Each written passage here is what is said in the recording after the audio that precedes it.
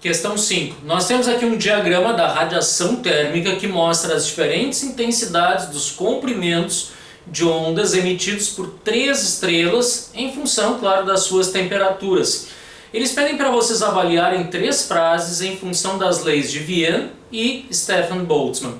Vamos avaliar aqui o gráfico, aumentando ele um pouco mais para ter mais clareza do que ele mostra em termos de dados.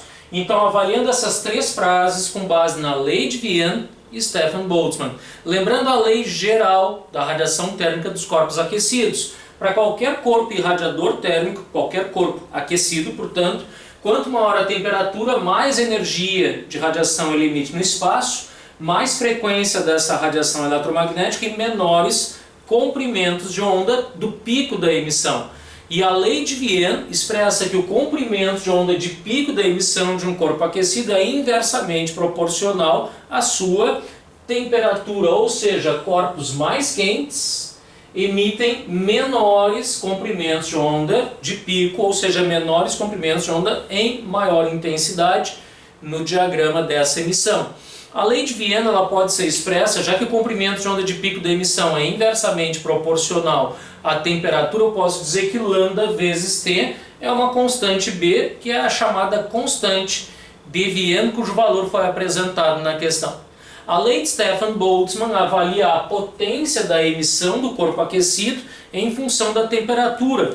Corpos mais quentes irradiam mais energia por tempo, ou seja, a potência é diretamente proporcional à temperatura absoluta na 4ª potência. Bom, avaliando as frases, notem, frase 1, Spica é a mais brilhante de todas.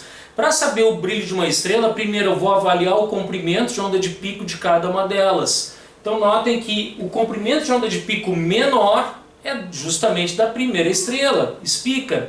Ou seja, se o comprimento de onda está diminuindo de Antares para o Sol para Spica, é porque Spica é a mais quente delas. Então, menor comprimento de onda de pico, maior a temperatura. Já sei que a primeira estrela é a mais quente, já sei que a terceira estrela, portanto, Antares é a mais fria. Já temos uma frase correta, que é a frase 3. Antares realmente é a mais fria.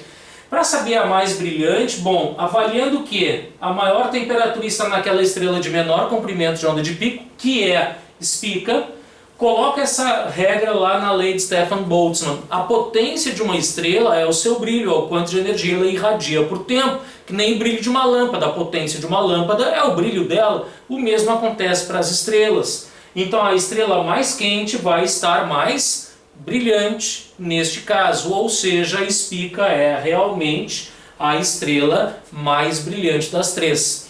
Antares é a estrela mais fria, porque é aquela que irradia em maior intensidade um comprimento de onda maior, portanto ela está sob menor temperatura. E a frase 2, para avaliar, eu tenho que fazer cálculo a partir da lei de Wien. Qual é a temperatura do Sol? Como calcular a temperatura do Sol? Justamente pela lei de Wien. Então notem que lambda vezes T é uma constante B. Aqui eu vou usar para o Sol, notem que para o Sol o comprimento de onda de pico é 0,5 vezes 10 na menos 6. Então eu posso calcular a temperatura de uma estrela usando a lei de Wien. Então joga ali 0,5 vezes 10 na menos 6, vezes a temperatura, que é a temperatura absoluta. Notem a unidade da constante Wien, ela vale aproximadamente a 2,9 vezes 10 na menos 3 metros vezes Kelvin. Eu vou colocar 3 vezes 10 na menos 3 metros vezes Kelvin, esta a constante de Wien dada no enunciado. Só aproximei para 3 para ficar mais fácil o cálculo. Notem que a temperatura do Sol, portanto, vai ser 3 por 0,5 vezes 10 na 3, fazendo o cálculo, 3 vezes 10 na menos 3 sobre 0,5 vezes 10 na menos 6, vai dar aproximadamente 6.000 Kelvin, ou seja, 5.800 Kelvin, bem próximo de 6.000 pelo meu cálculo. Está certa a frase 2. Notem que as 3 estando corretas, o que nós temos aqui é a alternativa E.